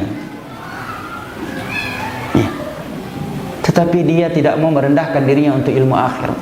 Lihat sebagian kejurusan jamaah, hampir tidak ada yang tidak mendapatkan kezaliman dari seniornya. Sebagian kejurusan di kampus bahkan secara umum mendapatkan kezaliman dari seniornya di saat dia kena ospek. Belum lagi kejurusan tertentu yang sudah menjadi rahasia umum di Indonesia ini, kejurusan yang paling zalim terhadap juniornya, senioritas yang paling parah, yang tidak bisa dipungkiri dan sudah menjadi rahasia umum. Berbagai kezaliman dia dapatkan dari seniornya, dari mulai caci makian, bahkan terkadang dipanggil dengan nama-nama hewan oleh seniornya, diperas uangnya oleh seniornya, bahkan sebagian mereka digores kehormatannya oleh seniornya. Tetap saja dia semangat ke kampus, ya, tidak stres dia, tidak frustasi dia, tidak malu dia. Kenapa begitu belajar Al-Quran kita merasa malu? Sehingga tidak jarang kita dapatkan sebagian orang sudah tua, bacaannya masih kacau balau. Sebagian ikhwah udah ngaji 20 tahunan. Sebagian orang panitia dakwah lagi, bacaan Al-Quran yang masih kelepotan. Sebagiannya admin ustadz kibar lagi, bacaan Al-Qurannya ketika kita mendengar yang tidak sakit gigi jadi ikut sakit gigi. Ya. Benar jemaah. Al-Quran hudan lil muttaqin, hudan lil muttaqin, khairukum man ta'allama al-Qur'ana wa 'allama. Sebaik-baik kalian adalah yang mempelajari Al-Quran dan mengajarkannya. Dalam hadis riwayat Al-Imam Al-Bukhari, Nabi bersabda, al-mahiru bil Qur'ani ma safaratil kiramil bararah. Sesungguhnya orang yang mahir dengan Al-Quran akan bersama malaikat-malaikat yang mulia. Nah, dan di antara bentuk perhatian kita terhadap Al-Quran ada banyak pembacanya. Nabi SAW bersabda, man qara harfan min kitabillah falul hasanatu wal hasanatu bi asyri amsalha. ولا أقول ألف لام ميم حرف ولكن ألف حرف والميم حرف واللام حرف والميم حرف. Barang siapa yang membaca satu huruf dari Al-Quran, dan setiap satu baris Al-Quran rata-rata berapa huruf? Satu halaman rata-rata berapa baris? 15 baris. Setiap satu baris rata-rata ada berapa huruf? 30 ya. Coba buka, benar nggak? Ya, kurang lebih ada 30. Berarti satu baris saja kita baca udah berapa pahalanya? 30 kali 10. Nah, aku tidak mengatakan alif lam mim itu satu huruf, tetapi alif satu huruf, lam satu huruf, mim satu huruf. Antum baca alif lam mim sudah 30 kebaikannya jemaah. 30 pahala. Makanya kebangetan jemaah kalau dalam sehari satu baris Al-Quran pun kita nggak sempat baca, kan itu kebangetan. WhatsApp berjam-jam sempat baca. Bangun di pertengahan malam pun bukannya WhatsApp. Subhanallah. Sebagian orang sepanjang penerbangan umroh nonton di HP. Pada berangkat umroh nggak sempat baca Al-Quran. Sepanjang penerbangan dalam perjalanan pulang umroh nonton terus Al-Quran, tidak terbaca. Bahkan sebagian orang nunggu khotib naik mimbar juga main WhatsApp, nonton FB, nonton YouTube. Kenapa nggak baca Al-Quran? Sudah di antara azan dan iqamah masih juga dengan YouTube, dengan FB, dengan WhatsApp. Kenapa tuh Al-Quran? Di luar masjid kita nggak punya waktu untuk Al-Quran dengan alasan bekerja, berdagang. Udah di dalam masjid juga nggak punya waktu. Subhanallah. Hidayah jemaah. Dan Nabi SAW bersabda, laisa minna. Jadi jangan diremehkan jemaah membaca Al-Quran dengan bacaan yang benar ya. Nabi mengatakan, laisa minna man lam yataghanna bil Quran. Bukan dari umatku, bukan dari golongan kami yang tidak mentaghanna Al-Quran, melantunkan Al-Quran, mengginakan Al-Quran, Maksudnya membaca Al-Quran dengan bacaan yang bagus dari sisi panjang pendek, tebal tipisnya.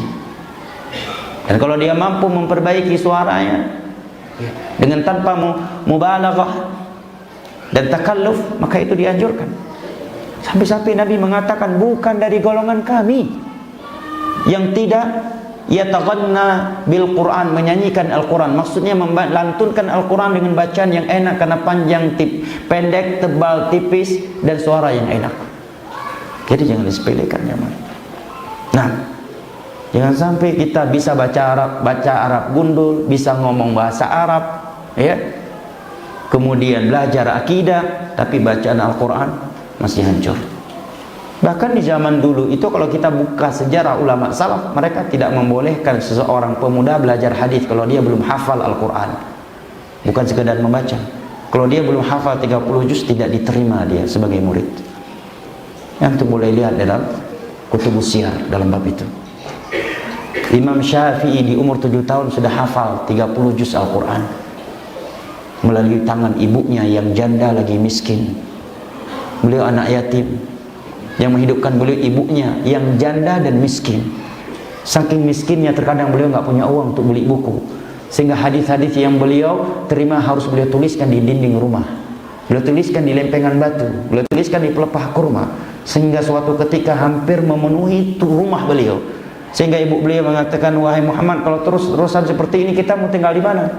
Ini rumah penuh dengan lempengan batu, tulisan hadismu. Akhirnya Imam Syafi'i menghafal satu persatu apa yang telah beliau tulis pada lempengan batu dan pelepah kurma tersebut. Kemudian pelepah kurma dan lempengan batu tersebut pun beliau buang. Tidak pernah di dalam sejarah dahulu kemiskinan itu penghalang menuntut ilmu agama. Nah, Imam Syafi'i hafal Al-Quran dan beliau berumur 7 tahun. Sebagai anak yatim, yang menghidupkan beliau adalah ibunya yang janda dan miskin. Imam Malik terkadang ketika beliau masih kecil, salat subuhnya diantar oleh ibunya. Ibu beliau mengantarkan beliau untuk salat subuh. Beliau juga seorang anak yatim. Imam Ahmad, Imam Malik juga diperhatikan oleh ibunya dari semenjak kecil. Alhasil jamaah dimuliakan Allah, hendaknya kita memiliki kepedulian terhadap Al-Quran. Yang belum pandai baca Al-Quran, perbaiki bacaan. Nah, bagaimana antum tahu diri antum bacaan yang udah bagus? Cari guru yang antum ketahui imam, pakai imam di masjid ini, minta tolong simak bacaan anak Ustaz. Kalau banyak salah berarti belajar Iqra, panjang pendek tebal tipisnya lagi. Ya. Karena ada sebagian orang, Anda pernah melihat, ya kawan, ketika Anda bisa baca Al-Quran Pak Ustaz, begitu dia baca, subhanallah, kacau balau panjang pendeknya, tebal tipisnya, dan makhraj hurufnya, kacau balau. Nah, ini nggak boleh dipertahankan jemaah. Antum akan dihisab oleh Allah Subhanahu Wa Taala. Yang sudah pandai baca Al-Quran, maka jangan tinggalkan Al-Quran dari sisi mentadabburinya, dan ajarkan orang lain yang pandai membaca Al-Quran. Kita mati, antara kita mati dan dia fasih berbahasa Inggris tetapi tidak bagus bacaan Al-Qurannya. Kalau masalah suara itu anugerah dari Allah. Allah nggak meminta kita memperbaiki suara kita. Allah nggak meminta kita menciptakan suara yang merdu. Nah, suara memang dari sono, sudah dari sono seperti itu. Tapi Allah meminta kepada kita sesuatu yang kita lakukan. Perbaiki bacaan kita, membaca Al-Quran dengan bacaan yang benar dari sisi panjang pendek. Wartilil Qur'ana. Ini menjelang Ramadan. Sudah berapa Ramadan kita janjikan dengan bacaan Al-Quran yang bagus. Rupanya Ramadan telah berlalu dan bacaan kita masih itu. Setiap Ramadan datang, sebagian kita berjanji, insya Allah sebelum datang Ramadan, Iqra 6 akan tamat. Ramadan pun berlalu, Iqra 2 pun belum tamat. Nah sekarang Ramadan mau datang lagi, mau di PHP lagi Ramadan kali ini. Nah, ini penting jamaah.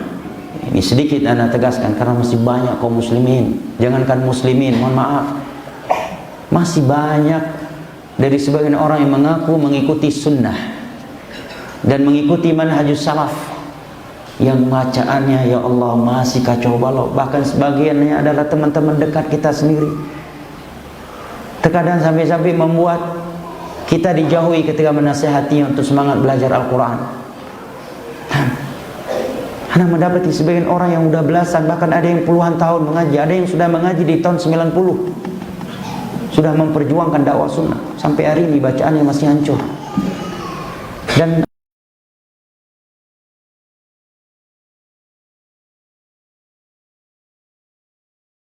Anda dapati bukan satu dua orang.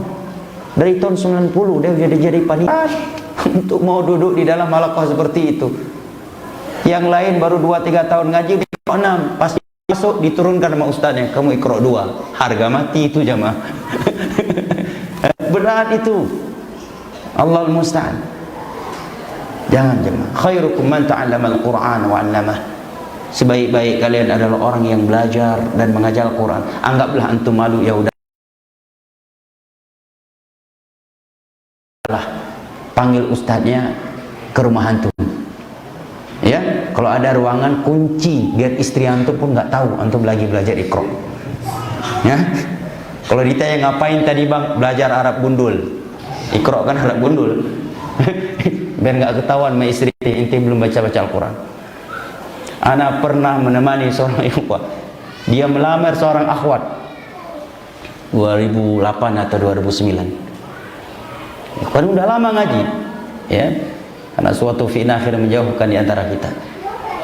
Singkat ceritanya, setelah selesai nazar dan khitbah, baru ketahuan sama akhwat ini, kawan kita ini belum bisa baca Al-Quran, karena emang dapat hidayah di umur masih tua, di umur yang sudah tua. Menangis akhwat ini, ya, karena di sisi lain udah oke lah, dari sisi ya dia udah ngaji, ya, orang kaya juga dan sebagainya. Sementara akhwat ini pengajar Al-Quran. Tapi ikhwan ini pandai menggombal jemaah.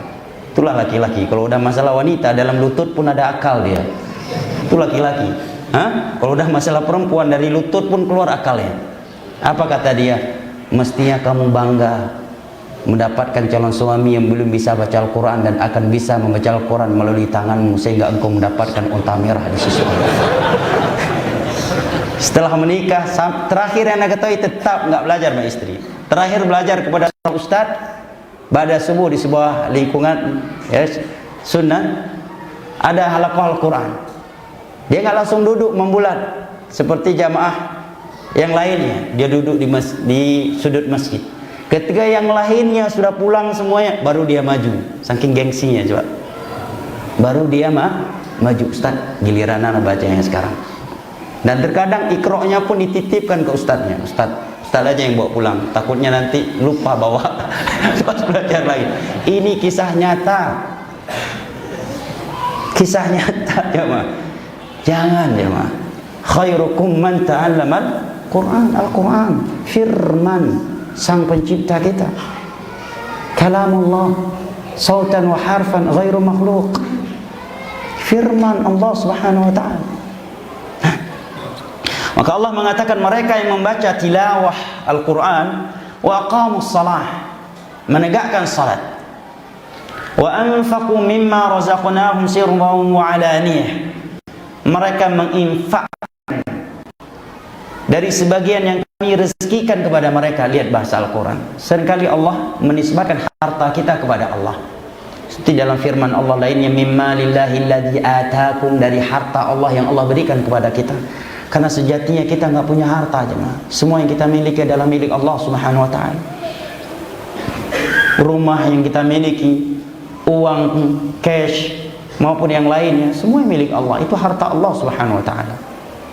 Maka seringkali bahasa Allah mimma razaqnahum, dari apa yang telah kami rezekikan kepada mereka, untuk menyadarkan kita kenapa harus pelit. Yang pertama, kita berinfak menggunakan bukan harta kita sendiri, milik Allah. Itu pun kita berikan kepada Allah, dan itu pun Allah balas lagi sebanyak 700 kali lipat. Apa yang membuat kita pelit? Yang kita keluarkan hartanya Allah, kita kita berikan kepada Allah, itu pun Allah balas 700 kali lipat. Bahkan bisa lebih dari itu. Balas dengan Allah balas dengan keselamatan di neraka. Apa yang membuat kita harus pelit? Apa yang membuat kita harus kikir? Ketika Nabi SAW ditanya, ayu sadaqati afdal, wahai Rasulullah, kapankah sedekah itu menjadi sedekah yang paling afdal? Apa jawab Nabi kita SAW? Nabi kita menjawab, wa anta saddaq wa anta sahih syahih khaful faqr. Sedekah yang paling afdal adalah sedekah yang engkau lakukan di saat engkau masih sehat. Karena kalau udah sakit berat, jamaah, orang paling pelit di dunia sekalipun akan dermawan dia, ya kan? Apalagi medis sudah mengatakan sepertinya umur bapak 1 minggu lagi. Itu orang yang paling pelit akan berubah menjadi dermawan. Nah, karena dirinya sakit. Nah, maka kalau ada orang sakit masih pelit, ini udah kebangetan, kelewatan ini. Udah sakit berat masih pelit juga. Ini kebangetan. Melampaui batas sudah pelitnya. Engkau bersedekah dan engkau masih sehat. Karena orang yang masih sehat itu cita-citanya masih tinggi. Nabung beli rumah, nabung ya, nikah, nabung, nikah lagi, nabung yang ketiga, nabung untuk istri yang keempat, ya kan? Nabung untuk punya aset di Jakarta, nabung untuk punya aset di tinggi, punya aset di Kota Padang, punya aset di Bandung dan sebagainya. Banyak cita-cita orang yang masih sehat itu. Syahihun, dan engkau sedang pelit. Harus kita lawan, menunjukkan sedekah itu harus melawan sifat pelit. Karena keumuman manusia punya sifat wa innahu lihubbil khairi lasyadid. Butuh perjuangan. Semakin diri kita pelit, semakin besar pahala sedekah yang kita lakukan kalau kita mampu melakukannya. Takhaful faqr, dan engkau sedang khawatir miskin. Rata-rata orang yang sedang sehat dia akan lebih pelit dan khawatir miskin karena merasa dirinya, saya masih muda, apalagi dia di negeri rantau. Saya masih muda, gaji saya UMR, saya harus nabung untuk mahar nikah, saya harus nabung untuk kalau kirim orang tua, saya harus nabung untuk beli rumah, saya harus nabung untuk beli ini, saya harus nabung untuk beli ini dan itu. Sehingga dia tidak pernah berpikir untuk bersedekah di jalan Allah walaupun dengan nominal yang dia mampu melakukannya. Kemudian Allah mengatakan sirran wa alaniyah. Dia mampu menginfakkan sebagian rezeki yang kami berikan sirran, secara diam-diam, wa alaniyah, dan secara terbuka. Kalau secara terbuka banyak orang mampu melakukannya, dan amat sulit bisa ikhlas secara terang-terangan. Walaupun mungkin ada, dan terkadang bisa menjadi lebih afdal apabila itu bisa memotivasi orang lain. Makanya Allah berfirman dalam surat Al-Baqarah, in tubdu sadaqati fa ni'mahi wa in tukhfuha wa tu'tuha al-fuqara fa huwa khairul lakum. Kalau kalian bersedekah terang-terangan, sungguh betapa nikmatnya. Apalagi sebab sedekah kita, orang lain jadi bersedekah. Tetapi bersedekah diam-diam, ini nggak semua orang mampu melakukannya, kecuali orang-orang yang memiliki keikhlasan dan kejujuran bersama Allah yang luar biasa. Makanya Nabi SAW bersabda dalam hadis riwayat Imam Al-Bukhari dan Muslim dari Abu Hurairah radhiyallahu anhu, ketika beliau menyebutkan sab'atun yudhilluhumullahu yawma la dhilla illa dhilluh, beberapa golongan yang akan dinaungi oleh Allah di bawah naungannya pada hari yang tidak naungan kecuali hanya naungannya. Di antara mereka adalah rajulun tasaddaqa bi sadaqatin fa akhfaha hatta la ta'lama shimaluhu ma tunfiqu yaminuh. Adalah seorang yang bersedekah dan dia sembunyikan sedekahnya sehingga tangan kirinya tidak mengetahui apa yang disedekahkan dan kanannya. Disebutkan setelah Zainal Abidin, cucunya Ali bin Abi Thalib, meninggal dunia, barulah sebagian orang miskin kehilangan sedekah, kehilangan makanan yang seringkali diletakkan di pintu rumah mereka. Setelah Zainal Abidin meninggal dunia, mereka baru kehilangan bantuan sosial itu. Baru mereka menyadari berarti selama ini yang meletakkan makanan beras atau tepung di pintu kita adalah Zainal Abidin. Dan ketika beliau dimandikan, jenazah beliau ini, jenazah beliau itu ada bekas di pundak beliau, bekas memikul sesuatu, menunjukkan beliau sendiri yang memikulnya dan beliau sendiri yang mengantarkannya kepada fakir miskin. Enggak semua orang mudah melakukannya, jemaah. Hanya orang-orang yang berjiwa besar, yang ikhlas dan jujur dengan Allah. Bahkan sebagian orang marah dia kalau namanya nggak disebutkan di papan sedekah. Iya, ditelepon panitia pembangunan, kok nama saya nggak disebutkan di situ. Demikian juga sebagian orang, kalau namanya nggak disebutkan di dalam acara berita Jumat bahwa dia telah nyumbang sekian, nggak mau nyumbang lagi. Allahul musta'an. Nah, sirra wa alaniyah.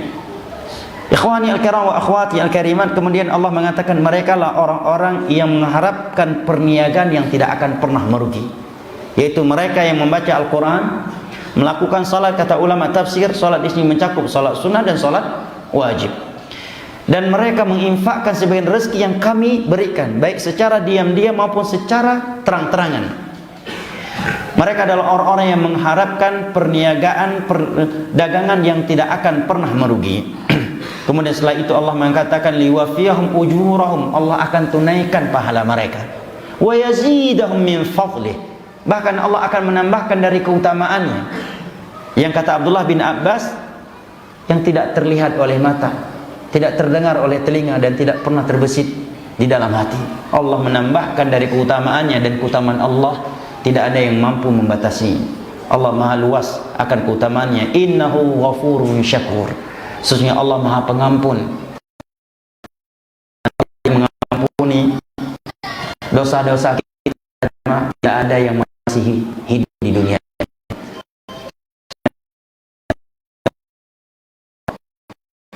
Tapi karena Allah maha pengampun,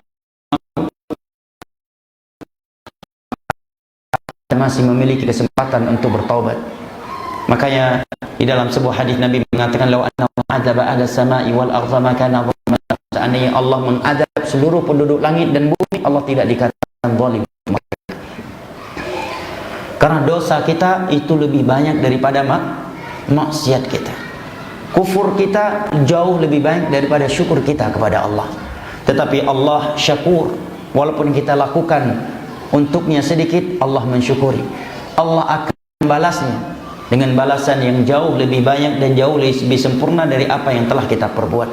Jemaah yang dimuliakan Allah, berbicara tentang keutamaan membaca Al-Quran, keutamaan salat, baik salat yang wajib maupun salat yang sunnah, dan keutamaan berinfak di jalan Allah, baik infak yang wajib maupun infak yang sunnah, adalah pembahasan yang sangat panjang yang tidak mungkin kita uraikan panjang lebar di waktu kita yang terbatas ini. Dan juga sepertinya wajah-wajah jamaah menandakan asam lambungnya sudah mulai bermasalah, ya. Maka kita sampai di sini, dan mudah-mudahan kita termasuk dari orang-orang yang berani melakukan perniagaan, perdagangan dengan Allah Jalla wa'ala yang tidak akan pernah merugi. Kalau kita investasi harta kita dengan manusia, paling berani mereka berikan berapa? Investasi paling berani mereka berikan kepada kita sebagai investor berapa? 10, ya? Betul, 10% kan? Nih, 10%. Anggap 20%. Allah berani menjanjikan untuk kita 700 kali lipat, bahkan bisa lebih dari itu. Dan ini mencakup infak yang wajib maupun infak yang sunnah, zakat mal maupun yang lainnya. Nah, wallahu ta'ala alam bisawab. Kiranya ini yang dapat ana sampaikan pada kesempatan kali ini. Cukup? Cukup? Gimana nih? Kalau dalam ilmu fikih, diamnya wanita itu menunjukkan setuju. Tapi antum bukan perempuan, ya kan? Wanita ditanya mau, setelah dinazar abang yang tadi, diam dia, ya kan? Berarti menunjukkan dia setuju. Antum kan bukan perempuan. Cukup atau lanjut? Hah? Hah? Ada sesi tanya jawab? Ada hal yang mau disampaikan? Kita lanjutkan dengan diskusi. Baik. Lanjut? Yang bagian depan lanjut, yang belakang tidak lanjut. Mana ini? Ustaz, afdal sampai jam berapa? Ustaz Afdal aja ragu-ragu jawabnya. Lanjut, berarti cukup ya. Kita lanjutkan lagi pada subuh besok dan kajian duha, dan mudah-mudahan bermanfaat, dan mudah-mudahan kita termasuk dari orang-orang yang berani berniaga dan berdagang dengan Allah Jalla wa'ala yang ghafur, yang syakur, yang razzaq, yang ala kulli syai'in qadir. Amin ya rabbal alamin. Mudah-mudahan bermanfaat, dan mudah-mudahan tidak ada dari kita yang keluar dari masjid ini kecuali dalam keadaan Allah telah mengampuni dosa-dosanya, ridho kepadanya, tidak mewafatkannya kecuali dalam keadaan husnul khatimah. Tidak ada yang sedang menderita sakit kecuali Allah sembuhkan. Tidak ada yang sedang terlilit hutang kecuali Allah lunaskan, dan tidak ada dari kita yang sedang mengalami kesempitan kecuali Allah lapangkan segala urusannya. Amin ya rabbal alamin. Innahu waliyyu dzalika wal qadiru alaihi. Wa sallallahu ala nabiyyina Muhammad wa ala alihi wa sahbihi wa sallam. Wa akhiru da'wana anil hamdulillahi rabbil alamin. Wassalamualaikum warahmatullahi wabarakatuh.